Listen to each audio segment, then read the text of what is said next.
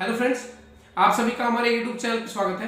अगर आप हमारे YouTube चैनल पे पहली बार आए हो तो मैं डॉक्टर अनुज गोस्वामी आपका अपने YouTube चैनल पे हार्दिक स्वागत करता हूं। फ्रेंड्स, मलद्वार से संबंधित जितने भी रोग हैं, जितने भी इससे संबंधित लक्षण हैं, उन सभी को हम समय समय पे आपके सामने लेके आते रहते हैं। फ्रेंड्स, जितनी भी वीडियोज हम आपके सामने अपलोड करते हैं, उन सभी वीडियोज को आप ज्यादा से ज्यादा शेयर करो, जिससे कि आपके साथ साथ समाज का भी भला हो सके और आपके साथ साथ कोई दूसरा जो इस तरह के रोग से ग्रसित है वो समाज की भ्रांतियों से निकल सके। क्योंकि मलद्वार को लेकर समाज के अंदर इतनी भ्रांतियां फैली हुई हैं, उनको खत्म करना ही हमारा एकमात्र उद्देश्य है। तो फ्रेंड्स, आज की जो हमारे वीडियो बनाने का मकसद है वो ये है कि जो मलद्वार का पुराना घाव होता है, जिसको हम क्रोनिक फिशर बोलते हैं, मलद्वार का वह घाव जो किसी भी तरह की दवाई से ठीक नहीं हो सकता, कोई भी प्रोसीजर उसके अंदर कामयाब नहीं होता, तब छाछ सुतरा ही क्यों उसके अंदर सजेस्ट किया जाता है, छाछ सुतरा ही क्यों श्रेष्ठ माना जाता है। तो फ्रेंड्स, आज मॉडर्न सर्जरी से और छाछ सुतरा के बीच में हम कंपैरिजन करेंगे। उसके अंदर हम देखेंगे लेजर सर्जरी भी, मॉडर्न सर्जरी भी और छाछ सुतरा भी। क्यों छाछ सुतरा, जबकि छाछ सुतरा के अंदर 40 दिन पूरे लगते हैं और लेजर या मॉडर्न सर्जरी के अंदर टाइम ज्यादा नहीं लगता, केवल आपको आधा घंटा या 1 घंटा डॉक्टर के पास स्टे करना पड़ता है, कोई एडमिशन नहीं होता, आप तुरंत के तुरंत अपने घर जा सकते हो। लेकिन फिर भी छाछ सुतरा क्यों बेस्ट है? हालांकि छाछ सुतरा के अंदर भी एडमिशन नहीं होता, लेकिन छाछ सुतरा के अंदर पेशेंट को 3 से 4 सीटिंग देनी पड़ती है क्रोनिक फिशर के पेशेंट को।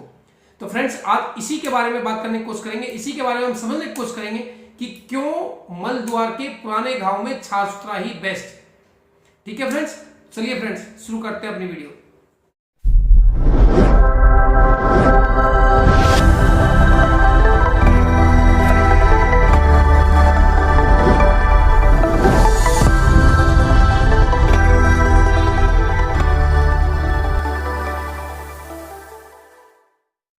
फ्रेंड्स, वीडियो शुरू करने से पहले मैं आपको यह बता दूं कि क्रोनिक फिशर होता क्या है। फ्रेंड्स, जब पेशेंट को अचानक फिशर क्रिएट होता है, लॉन्गिट्यूडनल कट लगता है, मलद्वार के अंदर किसी भी तरह के लॉन्गिट्यूडनल कट को लगने को, अचानक टियर होने को हम फिशर की कैटेगरी में रखते हैं। और जब ये फिशर स्लोली ठीक होता है, फिर होता है, ठीक होता है, फिर होता है, और स्लोली जब इसके अंदर 6 से 7 महीने 8 महीने लग जाते हैं, साथ में एक सेंट्रल टैग अटैच हो जाता है जिसको हम चमड़ी का बढ़ा हुआ हिस्सा बोलते हैं, एक पाइल मास की कैटेगरी में रखा जाता है, घाव के साथ वो लग जाता है जिसको हम सेंटिनल टैग की कैटेगरी में रखते हैं। तो ऐसी कैटेगरी जब पेशेंट की बनती है, मलद्वार की टेंस हो जाता है, मलद्वार का हिस्सा जैसे ये वाला हमारा हिस्सा है, ये टेंस हो जाएगा, मतलब एक तरह से छोटा हो जाएगा। तो जब इस तरह की प्रॉब्लम पेशेंट के साथ क्रिएट होती है तो उस पेशेंट को 3 से 4 प्रोसीजर होते हैं। मॉडर्न सर्जरी के अंदर अलग होते हैं, लेजर सर्जरी करने वाले अलग होते हैं, और छाछ सुतरा का प्रोसीजर करने वाले डॉक्टर्स अलग होते हैं। तो छाछ सुतरा का जो प्रोसीजर करने वाले डॉक्टर होते हैं वो आयुर्वेद के प्रोक्टोलॉजिस्ट कहे जाते हैं, और मॉडर्न सर्जन जितने भी हैं एलोपैथ के, वो सभी मॉडर्न सर्जरी एडवाइज करते हैं। तो अभी फ्रेंड्स, समझने वाली बात यह है कि क्रोनिक फिशर के अंदर जब पेशेंट को अनबियरेबल पेन होगा, पेशेंट को दर्द बहुत ज्यादा होगा, जलन बहुत ज्यादा होगी, और पेशेंट मोशन करते समय बहुत ज्यादा परेशान होगा, मोशन नहीं कर पाएगा, तो तब पेशेंट को प्रोसीजर के अंदर रखना पड़ता है। तो अब बात करते हैं सबसे पहले लेजर प्रोसीजर की। फ्रेंड्स, लेजर प्रोसीजर बड़ा छोटा सा प्रोसीजर है, केवल जो फिशर हमारा होता है उसको बर्न किया जाता है।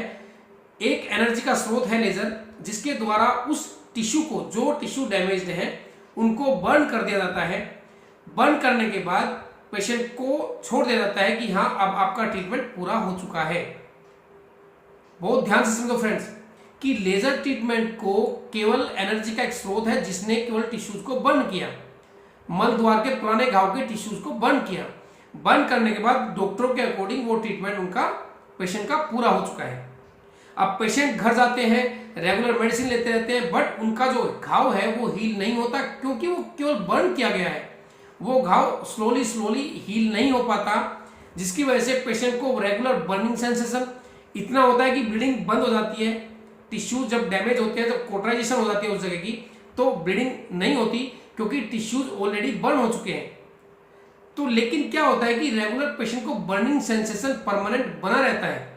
पेशेंट हमेशा कंप्लेन करता रहता है कि सर मेरे को जलन होती है, सर जब मैं मोशन जाता हूं मेरे को जलन होती रहती है। डॉक्टर को दिखाने जाते हैं, डॉक्टर बोलते हैं नहीं आपका प्रोसीजर कंप्लीट है, आपको किसी तरह की दिक्कत नहीं है अकॉर्डिंग टू डॉक्टर। लेकिन पेशेंट जब मोशन करता है उसको दिक्कत होती है, और इस तरह के पेशेंट्स लेजर वाले हमारे पास बहुत आते हैं जो रेगुलर यही कंप्लेन करते हैं, सर मेरे को बर्न होती है, बर्निंग सेंसेशन होती है, हालांकि देखने में उनका एनल एरिया बिल्कुल ठीक लगता है, लेकिन रेगुलर बर्निंग सेंसेशन एक साइड इफेक्ट निकल के आया लेजर का, रेगुलर बर्निंग सेंसेशन पेशेंट को जो होता है।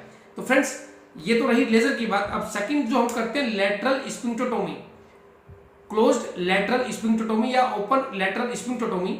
अब इसके अंदर क्या होता है फ्रेंड्स, जो हमारे मलद्वार का हिस्सा है इसके इस वाले पॉइंट के पास एक स्फिंक्टर होता है जिसको हम छल्ला बोलते हैं, इंटरनल स्फिंक्टर। इस स्फिंक्टर को जो सर्जन्स होते हैं वो क्या करते हैं कि 5 o'clock पे एक इंसिजन देने के बाद अंदर जाने के बाद उस जो स्फिंक्टर होता है उस स्फिंक्टर को कट कर देते हैं, डायरेक्ट कट डाउन कर देते हैं। मतलब कि जो हमको प्रकृति ने दिया, जो इंटरनल स्फिंक्टर प्रकृति ने हमको बना के दिया था, क्या वो फालतू का था? फालतू का नहीं था, लेकिन मॉडर्न सर्जन ने उसको निकाल दिया। उसका रीजन क्या है निकालने का? वो कहते हैं कि जब एनल एरिया टेंस हो चुका है तो पेशेंट मोशन पास कैसे करेगा? तो जब इंटरनल स्फिंक्टर को हम बाहर निकाल देंगे तो पेशेंट का रास्ता नॉर्मल हो जाएगा, वो मोशन आराम से पास कर लेगा, मतलब पेशेंट को दर्द की गुंजाइश खत्म हो जाएगी। लेकिन इसका सबसे बड़ा साइड इफेक्ट क्या होता है लेटरल स्फिंक्टोटोमी का, कि पेशेंट को फिस्टुला क्रिएट कभी भी हो सकता है। बिकॉज कि जो इंसिजन हमको बाहर दिया गया था उस इंसिजन से हमने इंस्ट्रूमेंट अंदर जाने के बाद उस स्फिंक्टर को कट किया, तो हमारा जो एनल एरिया है वो ऑलरेडी इतना इन्फेक्शन से भरा होता है कि पेशेंट को कभी भी आर्टिफिशियल फिस्टुला जब हमने क्रिएट किया उसके अंदर हमने कोई वर्क नहीं किया, केवल स्फिंक्टर को कट करके हम बाहर आ गए, उसके बाद पेशेंट को कभी भी फिस्टुला क्रिएट कर सकता है। सबसे बड़ा साइड इफेक्ट है इसका। दूसरा साइड इफेक्ट क्या होता है, पेशेंट को फिकल इनकंटिनेंस हो जाता है जिससे मोशन अपने आप बाहर निकलने लगता है। ये सर्जन टू सर्जन वेरी कर सकता है। मैं ये नहीं कहता कि बिल्कुल इंटरनल स्फिंक्टोटोमी बिल्कुल खराब है, ये नहीं कहता, लेकिन क्या होता है कि इसके अंदर सर्जन के हाथ के ऊपर निर्भर करता है। अगर आपका डीप स्फिंक्टर कट जाता है या एक्सटर्नल स्फिंक्टर भी थोड़ा बहुत उसके अंदर इंजर्ड हो जाता है तो पेशेंट को एनल इनकंटिनेंस, जिसको हम कहते हैं मोशन का अपने आप बाहर निकलना, ये साइड इफेक्ट बहुत बड़ा होता है। ठीक है, अभी हमने मॉडर्न सर्जरी के 2 पार्ट देखे। थर्ड पार्ट जो हमारा आता है वो है एंशिएंट सर्जरी ऑफ आयुर्वेद, जिसको हम बोलते हैं छाछ सूत्रा के द्वारा फिशर का ट्रीटमेंट करते हैं। अब उसके अंदर देखो हम करते क्या है, प्रोसीजर बिल्कुल मॉडर्न सर्जरी की तरह है, बट डिफरेंट क्या है कि हमने क्या किया, हम आर्टिफिशियली क्रिएट करते हैं इस रास्ते के ऊपर एक इंसिजन देते हैं। इंसिजन देने के बाद जब प्रोब से हम अंदर जाते हैं तो जहां तक इन्फेक्टेड पार्ट आपका पड़ा हुआ है उस पार्ट तक हम अंदर जाएंगे। उसके बाद हम प्रोबिंग करने के बाद वहां पे केवल छाछ सूत्रा अप्लाई कर देंगे। तो क्या हुआ कि हमने एक तरह से आर्टिफिशियली फिस्टुला क्रिएट किया। आर्टिफिशियली फिस्टुला मतलब एक तरह से भगंदर को बनाया, जिसका मुंह हम बाहर नहीं था, लेकिन हमने उसको मुंह बना के अंदर छाछ सूत्रा को अप्लाई किया। जो इन्फेक्टेड टिश्यू का पार्ट पड़ा हुआ था, जो घाव था खराब वाला, हमने डायरेक्ट उसी घाव के ऊपर वर्क करना स्टार्ट किया। जबकि मॉडर्न सर्जन उस घाव के ऊपर वर्क नहीं करते, मॉडर्न सर्जन करते हैं 5 o'clock के पास से, उस घाव को फिर भी छोड़ देते हैं। तो लेकिन हम जो वर्क करते हैं वो डायरेक्ट करते हैं उसी घाव के ऊपर। तो अब समझने वाली बात क्या है कि उस घाव के ऊपर वर्क तो हमने स्टार्ट कर दिया। स्फिंक्टर तो तब भी आता है, इंटरनल स्फिंक्टर तब भी उसके बीच में आएगा, छाछ सूत्रा के बीच में। लेकिन क्या होता है कि हम स्लोली कट डाउन करते हैं। जो टिश्यूज हमारे पड़े होते हैं, जो खराब टिश्यू है, वो स्लोली कट डाउन होंगे। और छाछ सूत्रा की ब्यूटी क्या है कि छाछ सूत्रा कटिंग करता है, क्यूरेटेज करता है और हीलिंग भी साथ के साथ करता है। घाव की हीलिंग करता रहेगा, जो खराब टिश्यूज है उनको निकालता रहेगा, क्यूरेट करता रहेगा, और जो नए टिश्यूज है उनको ग्रो करता रहेगा। That is the beauty of our छाछ सूत्रा। तो अब ये प्रोसीजर चलता रहेगा, इसीलिए 30 दिन 35 दिन चलता है। स्लोली कटिंग करता है। एवरी 7th डे आपका केवल छाछ सूत्रा बदला जाता है। 3 से 4 सीटिंग पेशेंट को लगती है। और उसके बाद क्या होता है कि जब पेशेंट कंप्लीटली, हमारा छाछ सूत्रा ऑटोमेटिकली अपने आप बाहर आ जाता है। लेकिन जो इंटरनल स्फिंक्टर था, जब इंटरनल स्फिंक्टर के पास छाछ सूत्रा जाता है तो उसकी भी कटिंग स्लोली होती है। 1 हफ्ते के अंदर इंटरनल स्फिंक्टर कटता है। लेकिन इंटरनल स्फिंक्टर कटता क्या करता है कि बैक से उसकी हीलिंग भी चलती रहती है। तो दैट इज वाई कि इंटरनल स्फिंक्टर छाछ सूत्रा के अंदर डैमेज नहीं किया जाता। दूसरी बात, कभी भी भविष्य में पेशेंट को फिशर क्रिएट नहीं हो सकता। एक और बात कि कभी भी पेशेंट को फिस्टुला क्रिएट नहीं हो सकता। और पेशेंट के टिश्यूज कंप्लीटली हील करते हैं।